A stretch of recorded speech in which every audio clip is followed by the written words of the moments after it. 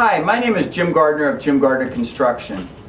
We're here at the site of a current basement dig-out project that we're doing in Rockridge, California. It's July of 2011. We're about 5 weeks into the project at this point. We've poured portions of the foundation, and I'm going to walk you through the job and give you a sense of what is entailed in doing this type of work and where we're at with it now. We're currently across the street from the job. You can see the project site. We have some of our equipment on board, one of our trucks, a couple of bobcats that we use for this type of work. We're going to go walk over to the job site and talk a little bit about what we're doing and how our work is conducted. So what you see here is one of two, and here's the other main I-beam that supports the house. When you place these beams under the house on cribbing, you're able to basically hold the house in place in the air so that you can take out the existing foundations and do your work.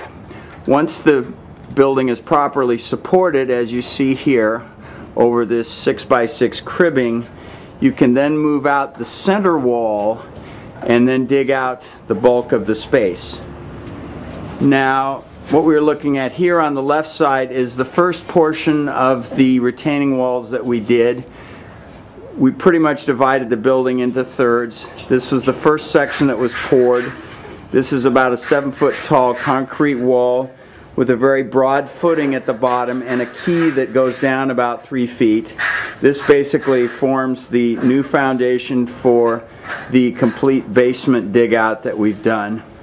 Behind this foundation, which I'll show you in a minute, we have about a 18-inch space which will be used for drainage behind the wall once we've completed all of these walls. Once all the walls are done, then we will frame in the space above the walls, add some windows, and then we will put on plywood and then stucco on the exterior. Now we'll move down to the end here so that I can show you the space that we talked about for drainage, which is located behind the wall. In here we will put a French drain behind here with a membrane system and pipe, and then backfill this with gravel. Now we're moving over to the second side here, which we actually just poured a few hours ago. We poured the wall to this side.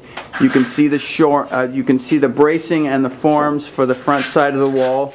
My guys are still working on a little bit of cleanup and finishing of that work. But this is the second section that we poured today, and you can see what it looks like just after it's poured.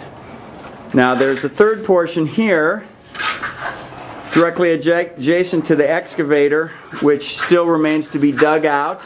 Starting in a couple of days, we'll get onto this portion of the work. We'll dig this area out and then put up shoring behind it to basically support the dirt on the outside, put the forms together like you just saw, and then proceed with that portion of the project.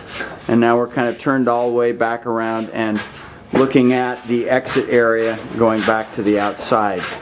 So that pretty much covers the basic stuff of what we've done to date. Once all these foundations are poured and the framing is in, then the main supports are in and the framing is in on the outside, and then we'll go ahead and pour the concrete slab, button up this one wall that goes to the outside that you see, and then the basic structural work will be completed.